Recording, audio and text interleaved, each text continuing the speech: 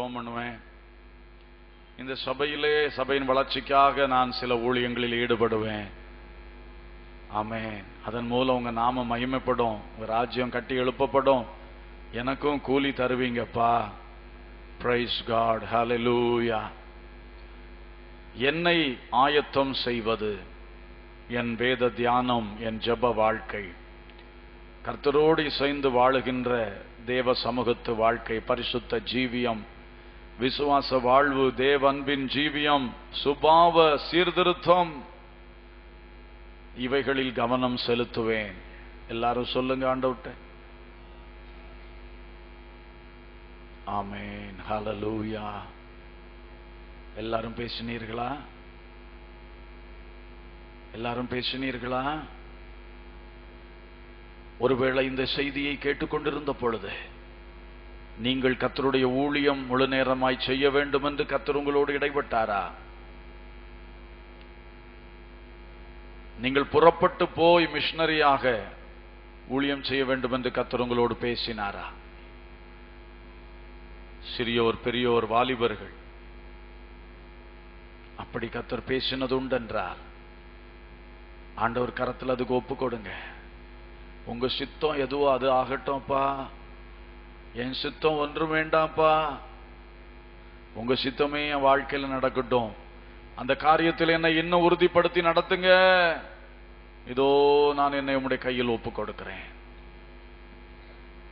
கர்த்தர் உங்களை நடத்துவார்.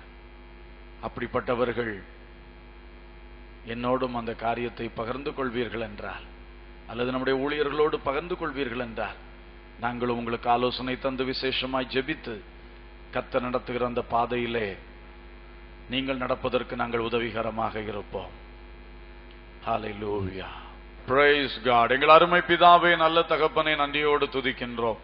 இன்று பகல் வேளையிலே நாங்கள் கடந்து வந்து புறப்பட்டு போய் சகல ஜாதிகளை சீஷராக்குங்கள், வழிச்சந்திகளில் புறப்பட்டு போங்கள், கிராமங்களுக்குள் கடந்து செல்லுங்கள், நகரத்திற்குள் கடந்து செல்லுங்கள், உலகம் எங்கு புறப்பட்டு போய் சுவிசேஷத்தை அறிவியுங்கள் என்ற வார்த்தைகளை தியானித்தோம்.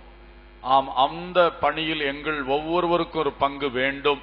அந்த பங்கை நாங்கள் சரியாய் ஆற்ற எங்கள் ஒவ்வொருவருக்கும் கிருபை தாரும் அப்பா. இனி ஒரு தடவை இப்படி ஒரு பிரசங்கங்கள் நாங்கள் கேட்கும் பொழுது நாங்கள் குற்ற உணர்வோடு இருக்கின்ற சந்தர்ப்பம் வரவே கூடாது ராஜா. வெறுங்கையா இருக்கிறேனே என்ற உணர்வு வேண்டாம். அதற்கு பதில் நாங்கள் இப்பொழுதே அதை செய்ய தொடங்க ஒவ்வொருவருக்கும் கிருபை தருவீராக அப்பா. பரிசுத்த ஆவியானவர் இடைபடும். திராட்சை தோட்டத்துக்கு போங்கள், வேலை செய்யுங்கள், நியாயமான கூலி தருவேன் என்று எஜமான் சொன்னது போல தோட்டத்திலே, இந்த சபையிலே செய்யப்பட வேண்டிய வேலைகள், ஸ்தாபனமாகி அந்த திராட்சை தோட்டத்துக்கு செய்ய வேண்டிய வேலைகள், அந்தந்த பொறுப்பு பெற்ற பிள்ளைகள் அதை ஊக்கமாய் உண்மையாய் செய்யவும், இன்னும் அந்த காரியங்களில் ஈடுபடாதவர்கள் அதில் ஈடுபடவும் கர்த்தர் கிருபை செய்யும்படியாய் ஜெபிக்கிறோம் தகப்பனே. எல்லாரும் வரப்போகிற மணவாளனாய் இயேசு கிறிஸ்துவின் வருகைக்கு எங்களுடைய ஜீவிதங்களை ஆயத்தப்படுத்திக் கொள்ளத்தக்கதாக, மணவாளன் வருகிறார் என்று சொன்ன உடனே எரிந்து பிரகாசிக்கிற தீபங்களோடு கூட கூடுதல் எண்ணெய் கைகளில் வைத்திருக்கிறவர்கள், அபிஷேகத்தில் நிறைந்தவர்களாக, ஆயத்தம் உள்ளவர்களாக நாங்கள் மணவாளனை சந்திக்கும்படி ஒவ்வொருவரையும் ஆயத்தப்படுத்தும் தகப்பனே. இந்த நாளில் வந்த ஒவ்வொருவரோடும் இந்த வார்த்தைகள் நல்ல நிலங்களில் விதைக்கப்பட்ட விதைகளாக நிச்சயம் விதைக்கப்பட்டிருக்க வேண்டும். பொல்லாங்கன் ஒரு விதையும் எடுத்துக்கொண்டு போக கூடாது, முட்கள் நெருக்கிவிடக் கூடாது. கற்பாறை நிலம் போல இந்த நிலங்கள் இருக்கக்கூடாது. நல்ல நிலங்களில் விதைக்கப்பட்டதாய் 30, 60, 100 பலன் கொடுத்து நாங்கள் கிறிஸ்துவுக்கும் கிறிஸ்துவின் சபைக்கும் ஆமென் பிரயோஜனம் உள்ள பாத்திரங்களாய் இருக்க தேவன் எங்களுக்கு உதவி செய்யும். சகல துதி கனம் மகிமை உமக்கே ஏறெடுக்கின்றோம். இயேசுவின் நாமத்தில் கேட்கிறோம் ஜீவனுள்ள பிதாவே. ஆமென்.